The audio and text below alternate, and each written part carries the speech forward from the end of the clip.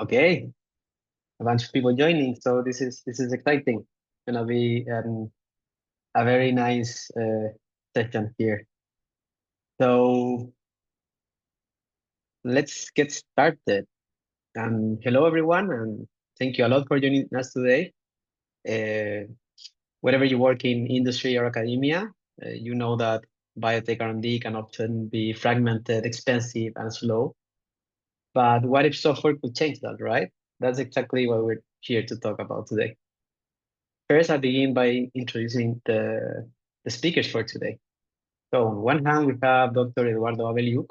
He's an entrepreneur and scientist with a PhD in electrical engineering and a master's in bioengineering from Stanford University.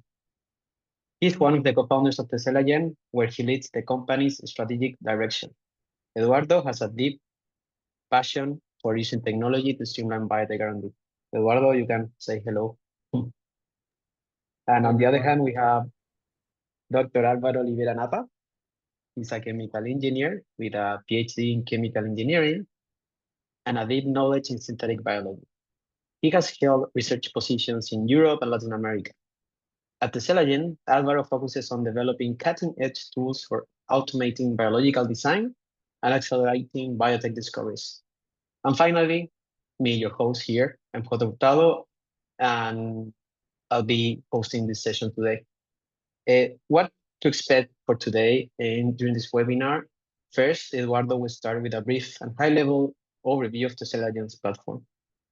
And in the second section, Álvaro will introduce the fundamentals of combinatorial library design.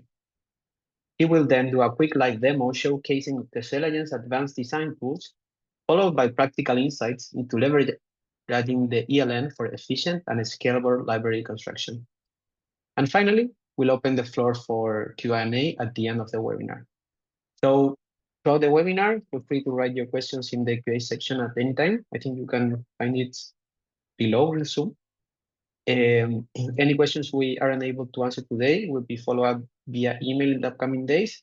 And Mine here, that's also joining us, she will be helping us filter out the questions so we can answer the most questions as possible during this final section in the webinar. Without further ado, I'll hand it over to Eduardo to kick things off. So, Eduardo. Thanks, Jota. Yes, so before we dive deeper into today's topic, I want to spend just a few minutes giving you a very high-level overview of TeselaGen, why do we exist, and a quick overview of our platform. So as most of you know, the development of biological products faces serious challenges. It involves experiments and processes that have been characterized for being fragmented, inefficient, and error-prone. And these challenges correlate to a number of issues having to do with the inability to iterate quickly, connect the dots, and learn from past experiences. And on top of this, designing a biological product typically involves an iterative process that requires being able to efficiently trace the whole product development cycle from the design phase through the build phase and through the corresponding phenotypic testing phase in a very systematic way. So that's why we at TeselaGen, we've developed a platform for biological R&D designed to radically transform the way biological products are designed, built, and optimized.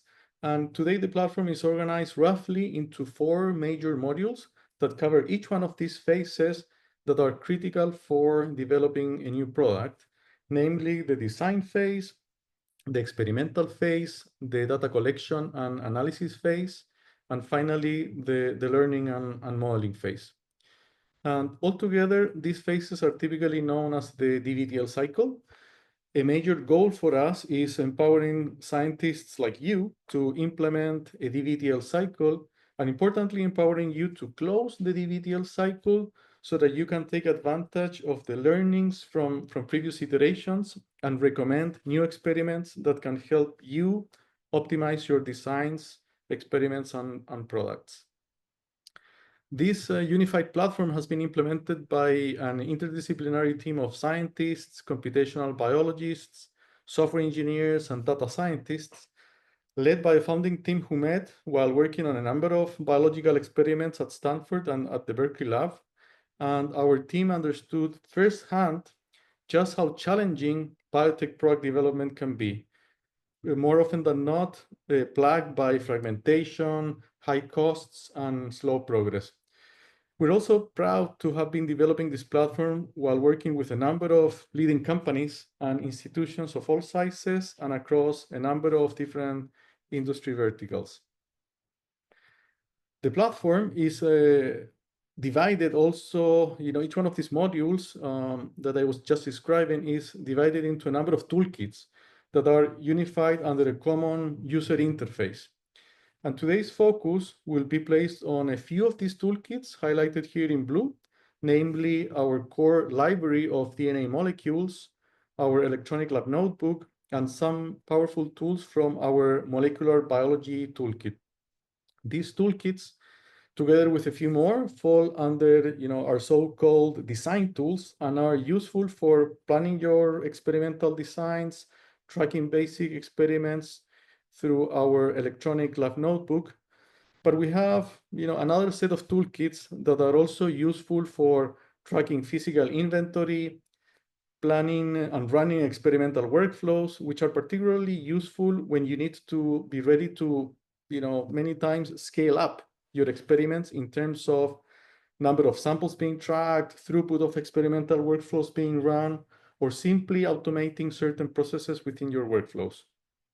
Finally, we also have some toolkits for ingesting experimental datasets into our platform, parsing and organizing those datasets, performing statistical analysis, visualizing some of those datasets, and using these datasets to train more advanced AI models. And this platform would not be complete without a series of powerful interoperability tools that allow it to connect to different third-party systems, such as lab equipment, vendor APIs, third-party databases, and third-party software tools. Indeed, the TeselaGen can be connected with third-party systems through our API in a number of ways, and it plays well both with data scientists that prefer having more programmatic access to our platform, or biologists who might prefer simply accessing our integrations directly through the user interfaces. The platform offers a number of integration points throughout the user interface. For example, you can pull DNA or amino acid sequences from different registries of parts and sequences, and some of these integrations are offered off the shelf, while others can be connected to external systems through our integration technology. This integration technology can be configured through a very user-friendly interface that lets you specify how to communicate with the external APIs by developing a little bit of code, but without the need of worrying about deployment or middleware code, because the platform basically takes care of that for you. And we have already developed a number of integrations that play very well with your lab and your needs, helping you streamline many workflows very efficiently. So how does the experience typically look like within TeselaGen? First, you might start organizing your reference molecules and strains within our platform. And these molecules or sequences could be uploaded either manually or imported from third-party databases. And you could also check if some of these molecules are readily available from specific vendors. Then you would use tools to come up with designs. And these designs might be combinatorial DNA libraries or combinatorial protein libraries. And here's where you would develop a strategy to build those libraries. You could use some of our own tools or integrate with third-party tools that could also help you along the way. Then you would start preparing your experiments, organizing and registering physical samples within your inventory and other materials from vendors if needed. Then you would run the experimental workflows, and although we won't cover this in today's webinar, we have a number of powerful tools to help you plan your experiments, implement quality control checks, and use our full-blown lab information management capabilities. Then, after running the experiments, you would collect the experimental results from your analytical equipment, ingest those data sets into TeselaGen, parse them, organize them, and importantly, link them to the experimental workflows, to your plates, to your individual samples, to your designs, you name it. So finally, having all this data well organized and linked together, you can use some of our off-the-shelf AI models to generate actionable recommendations for planning your next iteration of experiments, or leverage some of your own models if you need to generate actionable insights in order to optimize your biological phenotype of interest. What really excites me, the most is the endless number of applications that TeselaGen can have an impact on, from biopharma to industrial biotech to agrobiotech to basic research. And with that, I'd like to hand it over to Alvaro, who will show you through a practical example how TeselaGen can facilitate the first few steps of this workflow, specifically designing a simple combinatorial DNA library within TeselaGen. So Alvaro, the stage is all yours. Thank you, Jota and Eduardo, for the introductions. And welcome all to this demonstration. Today, we will take a really high-speed journey inside TeselaGen, and I hope everyone gets an idea of its power for your projects. So first, I will start with TeselaGen ELN, and that will be the foundation of today's session. I will use it to organize the webinar and showcase TeselaGen's DNA design tools. Within the ELN, you can centralize planning, integrate DNA assembly, track data in real time. You can visualize sequences and collaborate with your colleagues, all within a single platform. Today, I will give you a quick demonstration of TeselaGen's design tools and how to create DNA sequences for your lab. A design is a structured way to assemble DNA pieces into a larger molecule. Usually, it is performed in one step. DNA assembly can be complex, of course, but TeselaGen simplifies it. You define what you want, and TeselaGen generates a wholly optimized assembly plan. Also, TeselaGen handles sequence compatibility, reaction setup, and combinatorial designs. And that makes both simple and complex assemblies easy. It also optimizes primer design, reaction conditions, and cost estimates. And for me, that's really important because that saves time and reduces errors. So in this webinar, we will work with an example. It's a BglII from Cellulosimicrobium cellulans. That's a mouthful. And we will focus on cloning expression in E. coli and optimizing its catalytic function all at the same time. BglII has three key domains: a catalytic domain, a substrate binding domain, and a linker between them. Since cellulans uses different codons than E. coli, we will optimize the sequence for better expression in E. coli. And we'll also test two serine glycine linkers to see how they affect enzyme expression and activity. We will perform all of this in a single design. As a plasmid for enzyme expression, we will use the PET28B, very well-known plasmid, but we will optimize it for higher efficiency based on the results of this work of Schilling et al. And with TeselaGen, we will add the full consensus T7 promoter and test two translation initiation sequence variants, TIR1 and TIR2, coming from this same work. In summary, we will test two T7 promoters, 3 translation initiation sequences, and 3 linkers, the native, a short, and a long serine glycine linker. This will give us 18 unique combinations to assemble and test for protein expression and activity. So with our plan set, we can move on to the conceptual design. This schematic here shows our final constructs. All will share the same core elements, and that includes an open reading frame with the 3 enzyme domains. The plasmid has 3 conserved regions in light blue, while the T7 promoters, the TIRs, and the linkers will vary between designs. By linearizing the plasmid from base number 1, we keep the same element order as in the circular sequence. And this layout matches the schematic used in TeselaGen for design assembly. Each section acts as a bin, and that holds predefined parts, some with sequence variants. These bins and their symbols correspond to key genetic elements like an origin of replication, a promoter, a 5' and untranslated region, the ribosome binding site, coding sequences, and terminators. That's usual. So each bin in this schematic represents a functional part of our construct, just as we will use it in TeselaGen.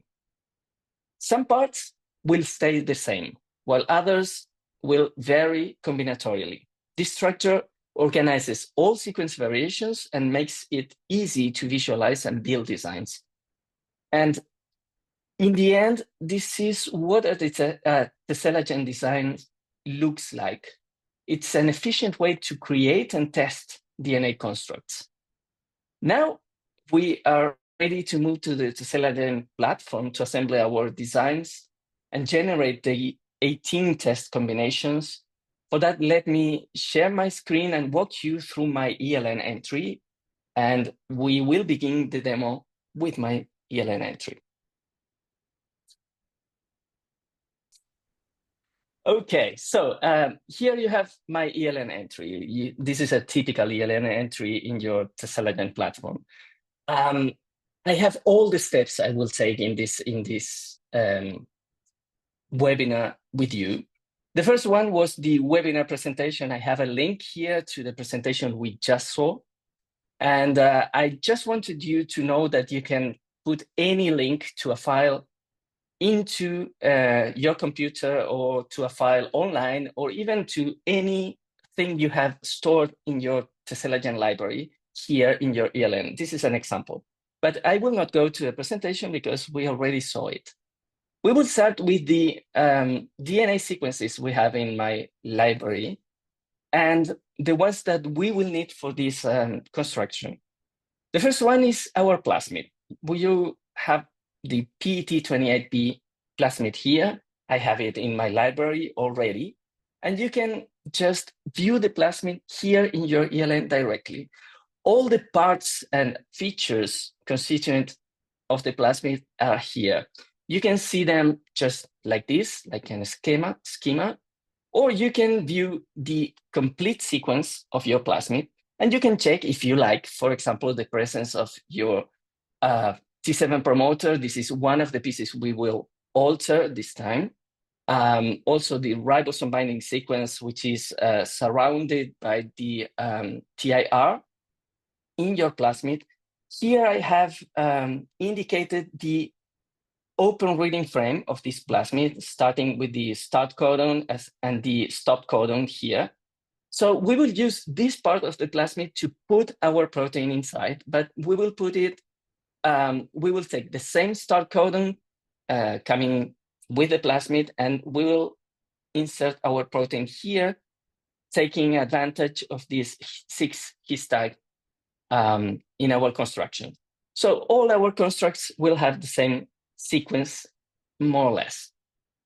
So this is our plasmid sequence. The next thing we need is the protein sequences. I downloaded the original gene coming from Cellulosimicrobium cellulans from GenBank. So this is the gene, and I have already indicated here the mature protein. It's not the open reading frame in the gene, it's the mature protein. I will not use the signal peptide that comes with it. So this is the sequence of the protein, but the sequence with the codon usage of Cellulosimicrobium cellulans. And I told you we were going to use an optimized protein sequence for expression in E. coli. So this is my sequence, my protein sequence optimized for E. coli. For the optimization, I also use the tools that are inside TeselaGen for doing this optimization. And here I have marked 3 different parts of the mature protein, which are the 3 different domains of my protein: the catalytic domain here, the linker, and the lectin domain or binding domain in my protein. So how can we obtain this protein, this codon-optimized mature protein sequence? That's something that I will examine at the end of this webinar. But here, let me show you the differences between the native protein in the native gene and the codon-optimized one. And for that, I will show you this alignment that I performed here using the same tools in TeselaGen. So this is the original gene here and the codon-optimized protein here. And if you observe in the mature protein region, there are many base changes that have been done to optimize the codon usage for E. coli in our protein. And if you count all the red changes here, you will get more or less 200 and something. So it's really different, the protein we are going to use to be expressed in E. coli. This is the real problem. If you have Cellulosimicrobium cellulans in your library, let's say, so you will have the native gene, not the optimized gene. So it's an important question to ask, how can we obtain the optimized sequence? And that's what I will show you at the end of this webinar. So let's assume now that we have this sequence, optimized sequence in our library. So now we will go directly to our design. So a design is just the same schematics I showed you in the presentation. Here I have a table in my ELN that summarizes all the beans that will be present in this design, 8 different beans with different names and functions, and all the parts that that we will incorporate in our beans. Some beans, like the plasmid sequences, will have only one part because they are invariable sequences, like here, here, and here, plasmid parts. But also we will have some variable parts, like, for example, the T7 promoter, we will test 2 different promoters, the original one and the consensus one proposed by Schilling et al. So I have here the summary of my design.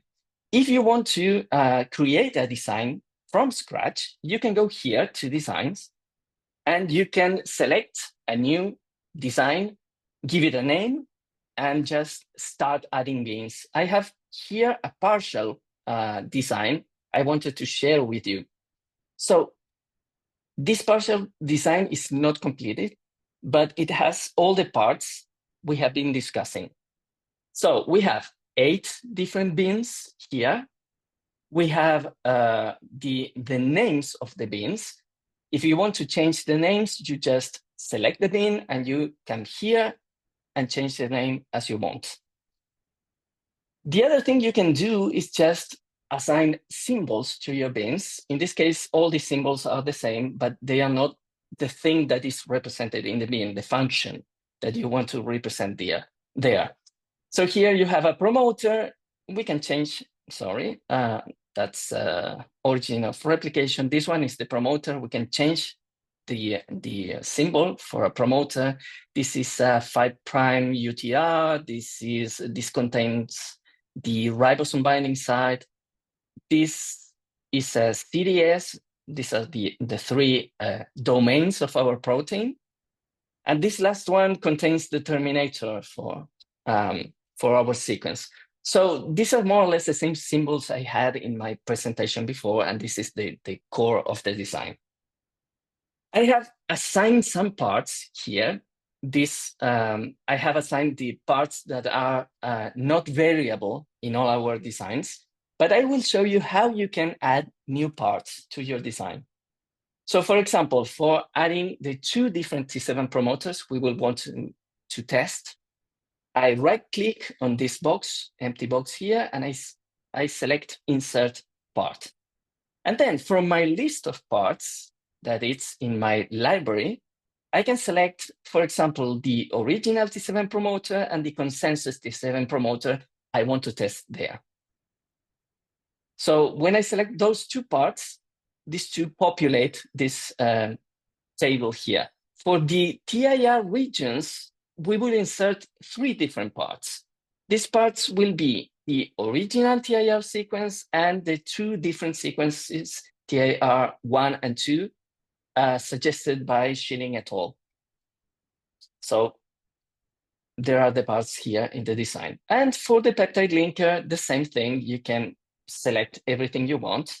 I want to test the original linker coming from the BglII sequence, but also these short and long glycine serine linkers. So this is more or less my design at the end. I will go back to my ELN because I have a complete design here. It's more or less the same I just did, but I wanted to show you different things here. Once you have a design, you can check the beans and all the properties of the beans, and you can change the properties. You can check different parts. For example, the original TIR sequence is 15 base pairs long, and that's a very small part. And you can also see the entire design and characteristics that are for the entire design. For example, the assembly reaction details. So once you have a design with the bins, with the parts, and you are happy with it, you need to tell TeselaGen to calculate how to assemble all these pieces together. And that's important in this case because you will have to vary these pieces. These are the 3 pieces and also the linkers. So you will obtain 18 different combinations of all these possible pieces here. You will construct 18 different constructs with every possible combination of these parts. So here in the assembly reaction details, you will select which assembly method you will use. Usually in this list, you have Gibson and Golden Gate. For me, those are the best assembly methods. And you can select any one of them. So for example, if we want to assemble all these constructs using the Gibson assembly method, you can select that, and then you can check all the assembly parameters that TeselaGen will take into account to calculate everything. These parameters really cover a lot of different things. For example, you have the maximum DNA synthesis you can have or you allow, the maximum oligo length in base pairs that may be related with your Bender limits and so on. You can alter everything. You can also alter the properties of the oligos that you will use in your PCRs to get the different parts that you will assemble, etc., etc. So you can play with all these parameters, or you can use the default parameters. And if you want default parameters, you have a list here. These are the default parameters for Gibson. Golden Gate has 2 different sets of parameters here. So let's say I will choose Golden Gate because I really like Golden Gate. For Golden Gate, you need a type 2S restriction enzyme. And I have run already on these sequences a restriction analysis in TeselaGen. And I have determined that BSA1 doesn't cut in any part of these sequences. So I will use BSA1 for the assembly using Golden Gate, the Golden Gate method.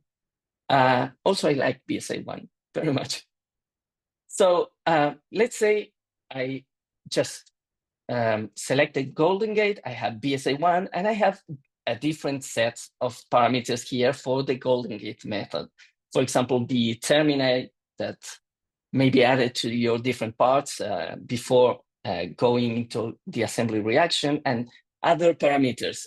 also you have the same parameters here regarding the oligos and so on we saw in the Gibson assembly parameter set. Same thing here, you can use the preset parameters, the default parameters, or you can change anything as you want. Once you're happy and you have your design ready, your assembly method ready, in this case, the restriction enzyme and your assembly parameters ready, then you click this button. And with this, you will submit this assembly, the design and the method to TeselaGen, and TeselaGen will calculate everything. So the answer that TeselaGen gives you includes, for example, I have some here in my ELN. I told you we were going to be revisiting my ELN entry. So these are example constructs I will obtain with this design. You can check that using mock assembly and check your constructs. In this case, for example, I selected construct 1 and 16 of the 18 different, because I wanted to show you what were the differences. In construct 1, for example, we have the plasmid sequence and the protein sequence here with the 3 different domains. And if you check here, the linker that will be used in our protein for construct 1 will be the original linker of our protein. The TIR sequence will be the original TIR sequence of PT28B, as well as the original T7 promoter. So construct 1 would be more or less like taking the native PT28B plasmid and cloning into the plasmid your native BglII, your native enzyme with the original linker. So construct 1 will have just the original things. But if you go to other construct like construct 16, you have more or less the same distribution of things. But here you have the same protein because you have the original linker also. But here you will test TIR2 coming from Schilling et al. And the consensus T7 promoter that is also suggested by Schilling et al. So here you will have the same protein, but different regulator sequences, like the TIR and the T7 promoter. This is a different kind of construct. And with the 18 different constructs, you will have 18 different combinations. When you have this construct and you assemble them, then you can test them in the lab and test, in this case, protein expression and protein activity, which is the object of our experiment.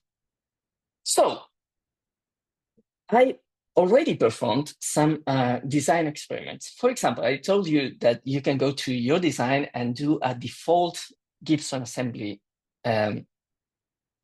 for your different constructs. Default means that you're using the default parameters. So in this assembly, I had this design, the same I already showed you, and I got this assembly report. When TeselaGen calculates everything, the thing you obtain from that is an assembly report. You can check all your assembly reports here. But in this case, I have the link already in my ELN, and I will show you this assembly report. So an assembly report has a very easy structure. You first have the type of assembly you have here and all the characteristics of the assembly, and a list of different fragments and parts you can use in your assembly. But I will show you the first thing you should do when looking at an assembly report, and that is going to the warnings that the TeselaGen gives you. And for this assembly, it's not very good. We have 26 different warnings. We have 20 low priority and 2 medium priority warnings. Usually low priority warnings, they are not really important. You can go to the lab and you can be sure that your assembly will go really well. Medium priority warnings, maybe you have to tweak something in your, let's say in this case, there is some mispriming in one oligo. So maybe you have to tweak the annealing temperature in your PCRs, but that's not really important. The important thing And the really serious thing is when you have high priority warnings. And in this case, you have 4 of them. When you have high priority warnings, you can be sure that your assembly will not go well. And this is, for me, this is really useful because TeselaGen is telling me, okay, this assembly, I have calculated everything, but it will not go well. The first warning here says, literally, assembly will likely fail. So this is important to take into account. I have all the assembly. I could do this in my lab, but I don't like this because I have high priority warnings.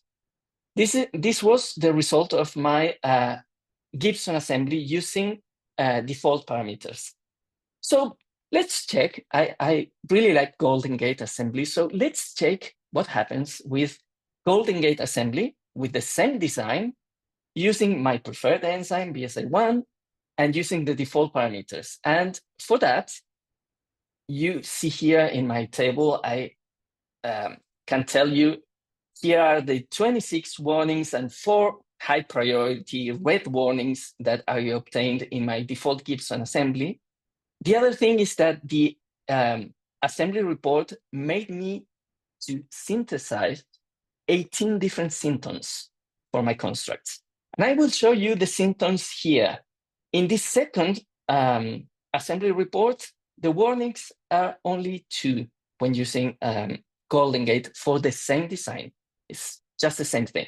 You check the warnings and you have only 1 low priority, 1 medium priority. That's perfect. If I go to the lab with this, I am really sure that this assembly will go well. So in an assembly report, you have a list of the constructs you will assemble. You have also a list of the oligos you will need to perform different PCRs. And for the oligos, you have the sequences, the annealing sequences, the TMs of the oligos, and even the costs of your oligos. So these are really cheap. The problem here is that you have also a list of symptom sequences. Symptoms, you have to talk with your favorite provider and you have to synthesize them with your provider or maybe in-house if you can. But symptoms are really much more expensive, and TeselaGen also calculates the cost of synthesizing every symptom for this assembly. These are really long symptoms with 900 and something bases. So the cost is really high. Of course, if you go lower, you find other things, but I wanted to show you that here the assembly goes well because we have no warnings practically, but we need 18 different symptoms. And that's a decision of mine. I don't like 18 different symptoms. If you like them, please use them because this assembly will go well in your lab. But for me, that was a no. So I decided to make a third experiment. And the third experiment involved using Golden Gate with BglII again, but changing some parameters. And I already know that these parameters are influencing the final assembly. So I usually play with them. The length of the oligos and the minimum synthesis base pairs or the minimum PCR product base pairs. You can play with them. You can always make changes. But for this design, I also used a forced assembly strategy. And I want to show you what a forced assembly strategy is using my partial webinar design I have here. So when you have a part, you can let TeselaGen take all the decisions, but you can also say, for example, okay, this part here, you remember it was very short. So for me, this part so short, I can include it in an oligo and make a PCR, and I can embed this part entirely into an oligo and use that oligo to make a PCR to amplify, let's say, other parts. For example, I can use this part in an oligo to amplify the catalytic domain of my protein. I would do that in the lab if I was not using TeselaGen. And I can tell TeselaGen to use that kind of assembly strategies and forced assembly strategies. I can show you in the final design I used how a forced assembly strategy looks in your design. So here you have the design I used, and for these parts, the TIR region, which are very short, and also the promoters that are short also, you have this small rectangle here, and this small rectangle indicates that this part will be assembled embedded in a forward primer. I selected a forward primer because I had an invariant region here that I can amplify with that primer. It's okay. You can always test. In this case, the final assembly gave me 2 warnings equal to the default Golden Gate warnings, but in this case, I didn't have any symptom. So I will show you this really quick to make you see we have the same constructs. We have a different list of oligos with different costs. There are some more expensive oligos because they are a little bit longer, but you have a list also of PCRs here to obtain all your assembly pieces using PCR, not direct synthesis, because the symptom sequences are 0 in this case. You will not synthesize any DNA sequences. You only need oligos, and then you only need to perform PCRs. So each PCR will create a different assembly piece with numbers here. The assembly pieces will contain different parts, and the assembly pieces, TeselaGen also calculated for my Golden Gate assembly the overhangs that we will use. And these overhangs have been optimized for avoiding scrambled assemblies or incomplete assemblies at the end. So at the end, I have a list of all the PCRs I have to perform. In this case, for example, the first one, I will obtain the assembly piece 1, including, I will use this primary template that is already in my library. I have PT28B in my inventory. And I will use oligo 1 and 2 from the list above. With this annealing temperature, I have to apply all the usual things when going to make a PCR in the lab with the predicted annealing temperatures. For example, I can start by testing something 3-5 degrees Celsius lower than this prediction for my PCR. I can tweak all my PCRs. At the end, I have a list of all my assembly pieces where I obtain all of them by PCR and all my assembly reactions. And this will be all Golden Gate assembly reactions using the same BSA1 I selected as the restriction enzyme, with the same buffer, the same enzymes, the same everything. And I will perform all of them in parallel. So I will get all my constructs with one single reaction at the end in parallel. The first one, for example, will combine assembly piece 1, 2, 3, and 4. And 5.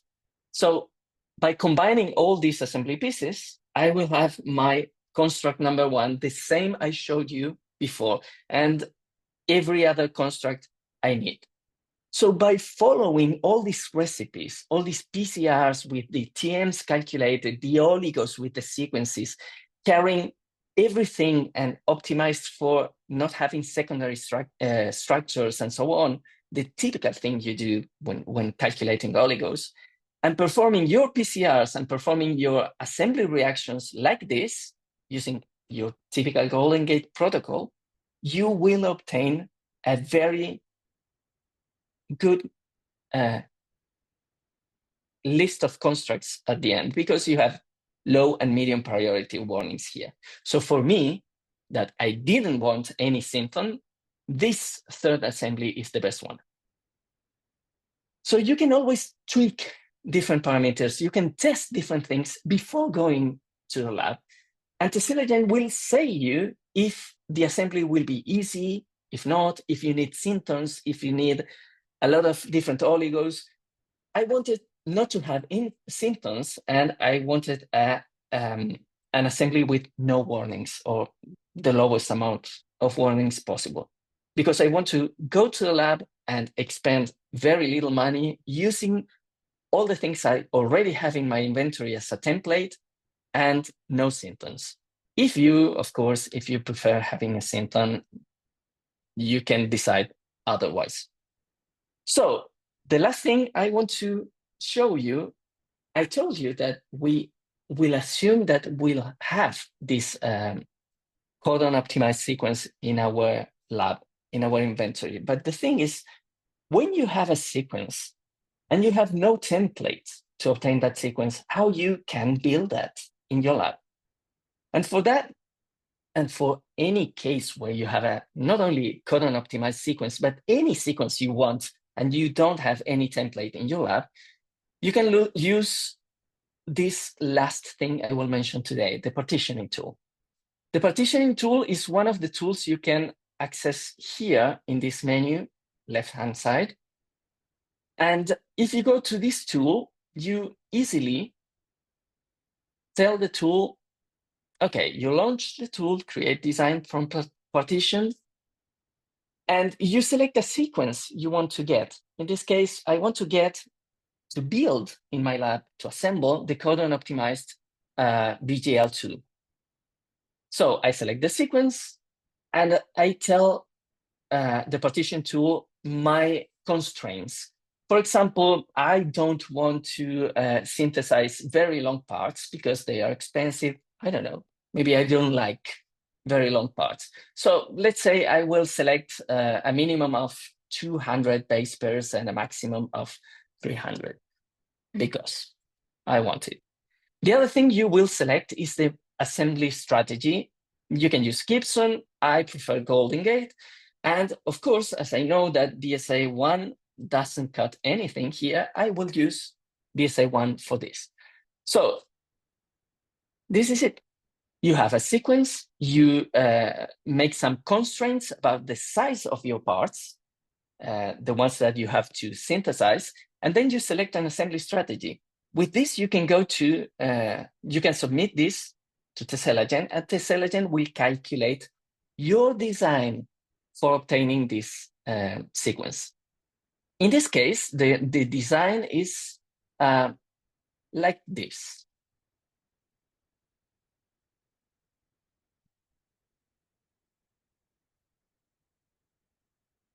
So this is a typical design. It's a design of 5 different bins, 5 different parts, and you can check the parts. For example, we have 200 and something base pairs, 188 up to 200 something in this case. So all the parts are more or less between 200 and 300. That's what I specified before. When you're happy with this, you can go to the assembly reaction details, and here Golden Gate and BSA1 are already loaded because you selected that in the partition tool. You can, of course, change any assembly parameters you want, and you submit this for assembly. And the result of this is an assembly report. And the assembly report includes everything we examined in all the previous assembly reports. And that includes all the things you will require for this, for assembling this sequence. The list of oligos you will have to synthesize with your favorite provider, the list of symptoms. And in this case, there are 5 different parts. And since there are no templates in your inventory, all of them have to be synthesized. 5 different symptoms with overhangs, and with the cost of every symptom, same thing. The assembly pieces and the final assembly reaction to obtain your first construct that will contain your entire codon-optimized mature protein in this case. You combine all the different parts, just like that. You make the PCRs, you obtain the parts, you combine them in a Golden Gate assembly, and you obtain your codon-optimized protein, or any other sequence you want. So with this, I will like to thank you for your attention. And I think we're ready now to get your questions and try to talk a little bit. Thank you for your attention. Thank you, Alvaro. Thank you, Eduardo, for these presentations. They're very interesting and exciting. We do have a few questions incoming. Not sure if we're gonna be able to answer them all, but let me start with the first one. Alvaro, Eduardo, you can answer who thinks anyone that wants. So the first question is, how can the TeselaGen help reduce errors and time in the DBTL, the design build test cycle? Eduardo, Alvaro.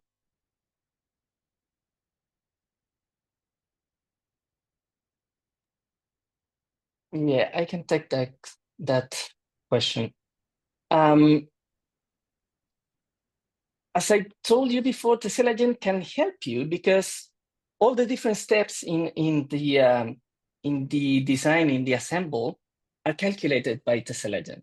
So any possible step when you can have an error, like calculating oligos, calculating overhangs, sequences you need to add to your oligos or to your pieces to make them longer and to cut these extremes during the assembly, everything is subject to error. In this case, TeselaGen just frees you from these errors. It calculates everything. So at the end, if you go to an assembly report, you have a list of PCR reactions. You go to the lab and you perform your PCR reactions. If you need symptoms, you go to your provider and synthesize your parts. And at the end, you have an assembly reaction, and you just perform it using your favorite protocol, and you have it. So there's no error involved, and TeselaGen helps you in every different step with that. That's great. Thank you, Alvaro. We still have a few more interesting questions here. I just wanted to remind you, everyone, that even though if we don't answer the questions here, we're gonna follow up on your questions over email. So just go ahead and ask as many questions that you have. The second question that I think it's very interesting, and also it's very important for companies and organizations that care about their data, the security. It's a very good question here. So it says, how do I ensure data security and IP protection within TeselaGen? You want to take it, Eduardo? Yeah, I can take that one. Yeah, okay. I mean, we get this question many times. You know, we take security very seriously. TeselaGen is hosted in secure cloud environments and applies industry standard encryption protocols to protect our customers' data, both at rest and in transit. And we have a number of access controls that allow customers and users within a customer to define who can view different data sets within certain projects. So yeah, if you're interested in more details, of course, happy to follow up about it. So thank you, Eduardo. Yeah, it's an interesting thing. I've seen a lot of people really care about their IP and their data. And the other good question that I have, and I think this will be the last one before we wrap up, but please keep asking questions. Can I integrate TeselaGen ELN with my existing lab automation tool? You talked about that, Eduardo, before, like integrating TeselaGen. But maybe you can elaborate more. Sure. I can also take this one. Yes. So, as I mentioned, the ELN is part of a broader suite of toolkits designed with public API and can integrate with a number of automation hardware and different third-party tools. Many users connect TeselaGen actually with their robotic liquid handlers or colony pickers or sequencing data pipelines to create like an end-to-end digital workflow and with the goal of streamlining library construction and analysis. Also, you can very easily import the DNA assembly instructions, like the ones that Alvaro, was showing today, that are generated by our design tools. Like the information in those design reports, including the oligos, the PCR reactions, and so on. You can also import them within downstream workflow definitions very easily to streamline your work. And also, as Alvaro was showing, it's very easy to reference or link any of those downstream TeselaGen datasets and entities within your ELN as well. Thank you, Eduardo. Thank you. I hope that clears that. So we are finishing now.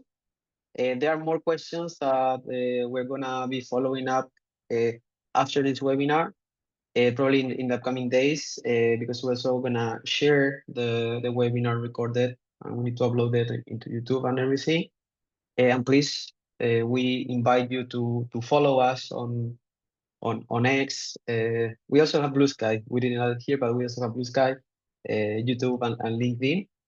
And I wanted to invite you, everyone. So most of the things that Alvaro showed today, a lot of these things can be accessed for free. So we have what we call the community edition, and you can learn more about the community edition in our landing page at TeselaGen.com. There you will find like start for free, and feel free to create an account and start playing with all of these things that were shown today. Just to close this webinar, thank you all very much. Thank you, Alvaro, Eduardo, Mine, all of the TeselaGen team, and all of the participants today.